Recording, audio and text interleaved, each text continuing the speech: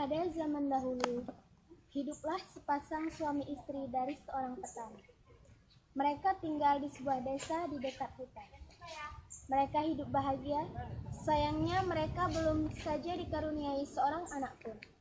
Setiap hari, mereka berdoa pada Yang Maha Kuasa. Mereka berdoa agar segera diberi seorang anak. Suatu hari, seorang raksasa melewati tempat tinggal mereka. Raksasa itu mendengar doa suami istri itu. Raksasa itu kemudian memberi mereka biji mentimun. Tanamlah biji ini, nanti kau akan mendapatkan seorang anak perempuan, kata raksasa. Terima kasih raksasa, kata suami istri itu. Tapi ada syaratnya. Pada usia 17 tahun, anak itu harus kalian serahkan padaku, sahut raksasa. Suami istri itu sangat merindukan seorang anak. Karena itu, tanpa berpikir panjang, mereka setuju. Suami istri petani itu kemudian menanam biji-biji mentimun itu. Setiap hari mereka merawat tanaman yang mulai tumbuh itu dengan sebaik mungkin. Berbulan-bulan kemudian, tumbuhlah sebuah mentimun berwarna keemasan. Buah mentimun itu semakin lama semakin besar dan berat. Ketika buah itu masak, mereka memetiknya. Dengan hati-hati mereka memotong buah itu. Betapa terkejutnya mereka. Di dalam buah itu menemukan bayi perempuan yang sangat cantik. Suami istri itu sangat bahagia. Mereka memberi nama bayi itu Timun Mas. Tahun demi tahun berlalu, Timun Mas tumbuh menjadi gadis yang cantik. Kedua orang tuanya sangat bangga padanya. Tapi mereka menjadi sangat takut. Karena pada ulang tahun Timun Mas yang ke-17, sang raksasa datang kembali. Raksasa itu menagih janji untuk mengambil Timun Mas. Petani itu mencoba tenang. Tunggulah sebentar, Timun Mas sedang bermain. Istriku akan memanggilnya, katanya. Petani itu segera menemui anaknya. Anakku, ambillah ini, katanya sambil menyerahkan sebuah kantung kain. Ini akan menolongmu melawan raksasa. Sekarang larilah secepat mungkin, katanya. Maka Timun Mas pun segera melarikan diri. Suami istri itu sedih atas kepergian Timun Mas. Tapi mereka tidak rela kalau anaknya menjadi santapan raksasa. Raksasa menunggu cukup lama. Ia menjadi tak sabar. Ia tahu telah dibohongi suami istri itu. Lalu ia pun menghancurkan pondok petani itu. Lalu ia mengejar Timun Mas ke hutan. Raksasa segera berlari mengejar Timun Mas. Raksasa semakin dekat, Timun Mas semakin mengambil segenggam garam dari kantung kainnya. Lalu garam itu ditaburkan ke arah raksasa. Tiba-tiba sebuah laut yang luas pun terhampar. Raksasa terpaksa berenang dengan susah payah. Timun Mas berlari lagi, tapi kemudian raksasa hampir berhasil menyusulnya. Timun Mas kembali mengambil benda ajaib dari kantungnya. Ia mengambil segenggam cabai. Cabai itu dilemparnya ke arah raksasa. Seketika pohon dengan ranting dan duri yang tajam menangkap raksasa. Raksasa berteriak kesakitan. Timun Mas berlari menyelamatkan diri. Tapi raksasa sungguh kuat. Ia lagi-lagi hampir menangkap Timun Mas. Maka Timun Mas pun mengeluarkan benda ajaib yang ketiga. Ia menebarkan biji-biji mentimun ajaib. Seketika tumbuhlah kebun mentimun yang sangat luas. Raksasa sangat letih dan kelaparan. Ia pun makan mentimun-mentimun yang segar itu dengan lahap. Karena terlalu banyak makan, raksasa tertidur. Timun Mas kembali melarikan diri. Ia berlari sekuat tenaga. Tapi lama-kelamaan tenaganya habis. Lebih celaka lagi karena raksasa terbangun dari tidurnya. Raksasa lagi-lagi hampir menangkapnya. Timun Mas sangat ketakutan. Ia pun melemparkan senjatanya yang terakhir. Segenggam terasi udang. Lagi-lagi terjadi keajaiban. Sebuah danau lumpur yang luas terhampar. Raksasa terjerembab ke dalamnya. Tangan hampir mengampai Timun Mas. Tapi danau lumpur itu menariknya ke dasar. Raksasa panik. Ia tak bisa bernapas lalu tenggelam. Timun Mas lega. Ia telah selamat. Timun Mas pun kembali ke rumah orang tuanya. Ayah dan ibu Timun Mas senang sekali melihat Timun Mas selamat. Mereka menyambutnya. Terima kasih Tuhan, kau telah menyelamatkan anakku, kata mereka dengan gembira. Sejak saat itu, Timun Mas dapat hidup tenang bersama kedua orang tuanya. Mereka dapat hidup bahagia. kita panen padi, mentimun dan jagung. Alangkah bahagianya apabila kita. Dan teruskan Bu. Maksudku kita harus memperbaiki rumah kita agar tidak mudah roboh di kemudian hari. Oh begitu ya Bu. Baiklah, aku setuju. Tapi kita harus menunggu tanaman kita sudah laku dan kita sudah mendapatkan hasilnya Bu. Iya Pak. Baiklah Bu. Bapak sekarang mau menengok kebun kita apakah sudah jadi dipetik oleh Pak Salam. Baiklah, hati-hati di jalan ya Pak. Ya, berangkat dulu ya Bu. Ya Pak. Sudah kita. Sudah. Nah, Simpennya masuk ke dalam ya, dalam lagi. Tiba di perkebunan jagung Pak Kartas, segera menemui Pak Salam yang sedang memungut jagung yang baru saja selesai dipetik. Hai Bu Salam, apa sudah selesai memetik jagungnya? Hai, udah tinggal memputar saja. Oh iya, sekarang sudah selesai. Tinggal diangkut di kota untuk dijual. Sekarang kita tinggal nunggu mobilnya datang. Gimana? Sambil menunggu kita main adu teka-teki. Oh iya, baiklah, aku setuju. Sekarang aku duluan ya. Ayo cepat katakan. Baiklah, barang apa yang kalau dipegang badannya, kepalanya mangkut-mangkut sambil membenturkan kepalanya ke tanah. Salah. Apa ya? Pegang badannya, nanti kepalanya manggut-manggut. Sekarang sebagai hukumannya kamu harus nyanyi. Sekarang aku nyanyi.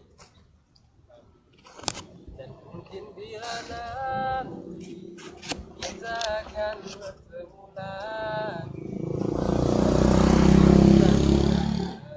kau coba tanyakan kembali rasa yang ku tinggal mati seperti hari kemarin saat semua di sini. Nah, sekarang giliranmu yang memberi pertanyaan. Yang sulit, pasti kamu nggak bisa jawab. Lehernya dicekik, lalu mengeluarkan kenikmatan. Wah, ini nggak masuk akal. Mestinya kan kalau dicekik mati. Kok malah nikmat? Ya, Kendi ini lihat ya. Aku cekik lehernya, terus gelut. Nikmat kan?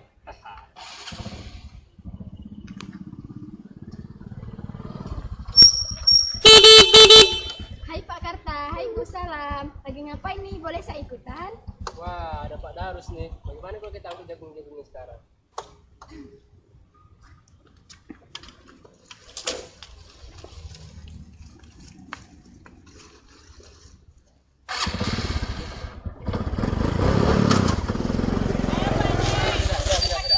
Nenek, aku bawa makanan, ajak Bu Salam juga, kita makan sama-sama.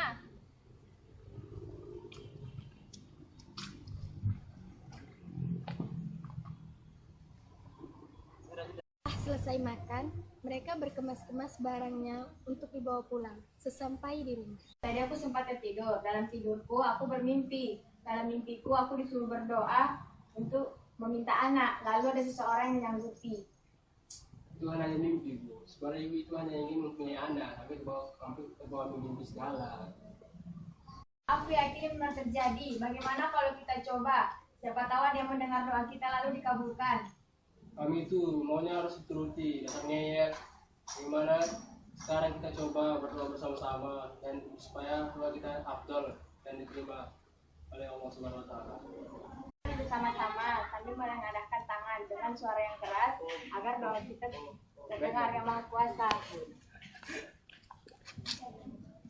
Wahai para goib yang ada di sini, dengarkanlah permintaanku. Aku ingin anak yang lucu, cantik dan menawan.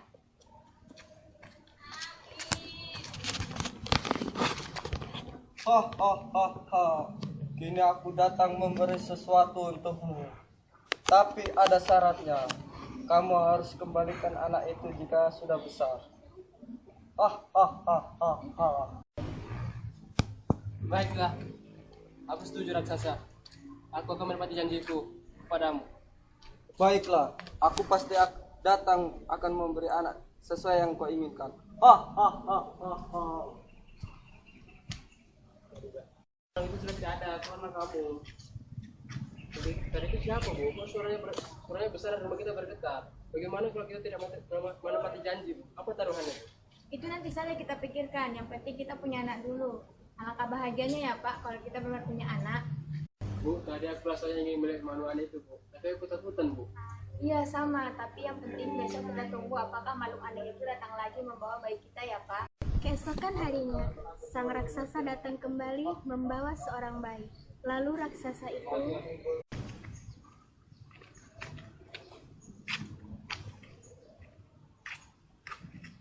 Wah, wah, wah, wah, wah. Aku datang sesuai dengan janjiku. Aku membawa anak cantik untukmu. Hah, hah, hah, hah, hah, hah. Baiklah, raksasa. Terima kasih atas pembeliannya. Jangan panggil aku Pak. Itu sangat tidak cocok untukku. Hah, hah, hah, hah, hah, Lalu hah. aku harus manggil apa? Mister atau Tuan? Mister, kamu kira aku misteri? Hah, hah, hah. Panggil saja aku raksasa. Hah, hah, hah, hah, hah. Anak yang kau janjikan apa sudahkah kau bawa? Sepertinya kau tidak sabaran. Nanti kalau aku sudah pulang, kau ambil saja di depan rumahmu.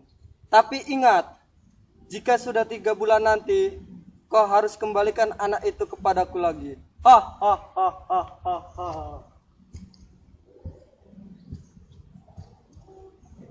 Bu, raksasa itu sudah pulang. Sekarang kita ambil anak kita di depan rumah. Iya Pak, anak itu ada di sini. Cantik sekali ya Pak. Iya benar, cantik sekali. Bagaimana sekarang kalau kita memberitahukan kepada tetangga kita bahwa kita sudah punya anak perempuan yang sangat cantik. Sambil kita beritahu nama anak kita ya Pak. Sekarang kita beri nama anak kita. Bagaimana kalau namanya Timun Emas? Timun yang berarti memberikan kesegaran kepada semua orang yang kehausan. Sedangkan emas berarti barang yang tak ternilai harganya. Nama yang bagus sekali, Bu. Apalagi bersama dengan musim timun yang ada di desa kita ini. Pak Karta tak bosan-bosannya melihat dan mencium bayinya yang mungil itu, sambil bergurau dengan anak kesayangannya. 3 bulan pun berjalan dan raksasa pun datang untuk melihat bayi yang dititipkannya sekarang. Aku datang lagi mencari anak yang kutitipkan padamu. Rasanya aku ingin membawa anak itu kembali. Bukannya anak itu sudah besar? Jangan diambil dulu raksasa, ia masih kecil. Tentu kalau kamu makan, masih tulangnya saja, rasanya tak enak. Betul juga katamu. Tapi kapan bisa aku membawa anak itu kembali? 9 tahun lagi kamu datang ke sini mengambil anak ini. Memang kamu sangat cerdas sekali. Itu memang makanan yang lezat untukku. Tapi ingat, aku sarankan kamu agar memberi makanan anak itu yang banyak, agar lezat untuk dimakan. Baiklah raksasa, aku akan memelihara anak itu agar tumbuh besar. Baiklah, aku tunggu janjimu. Aku akan kembali lagi untuk mengambil anak itu.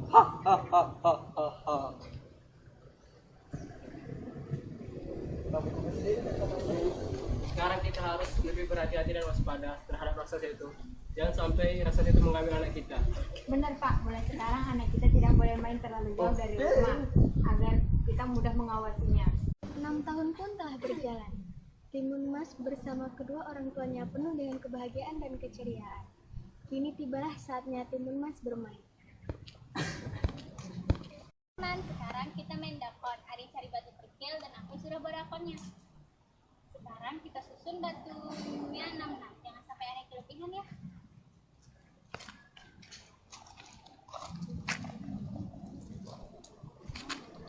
Ayo Mun, sekarang kamu yang main. Ambil batu yang dari lubang dan pindahkan ke lubang berikutnya.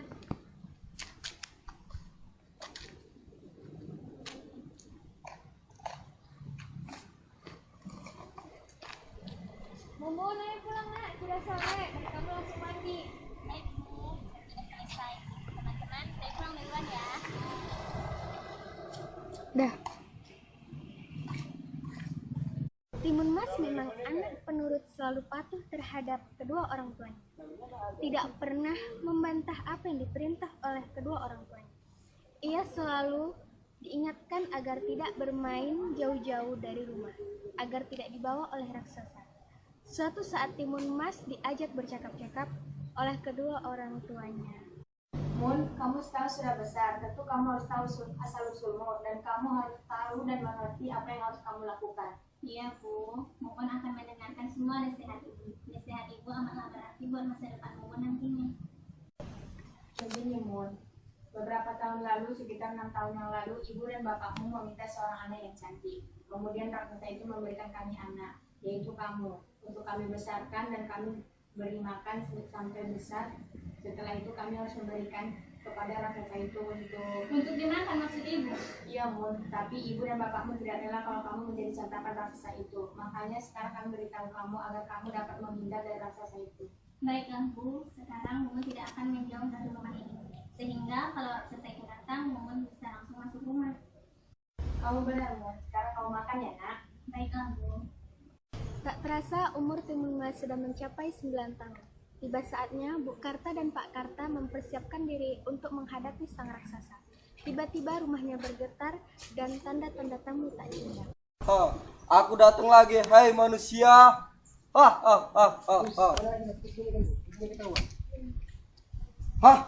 Ternyata kau berkhianat, hai manusia. Di mana anakmu? Keluarlah. Baiklah, akan panggilkan anakku. Ayo kita lari dari pintu belakang. Tempatkan satu persatu biji nangka, biji mentimun, garam dan duri serta terasi ini. Saat kamu hampir tertangkap, ayo cepat lari. Baiklah Bu. Mana makananku? Aku sudah lapar. Bagaimana kalau aku sebagai ganti anakku? Tidak bisa, kamu sudah terlalu tua untuk dimakan dan dagingmu pasti alot. Raksasa, ini aku. Kejar aku kalau dapat. Kurang ajar.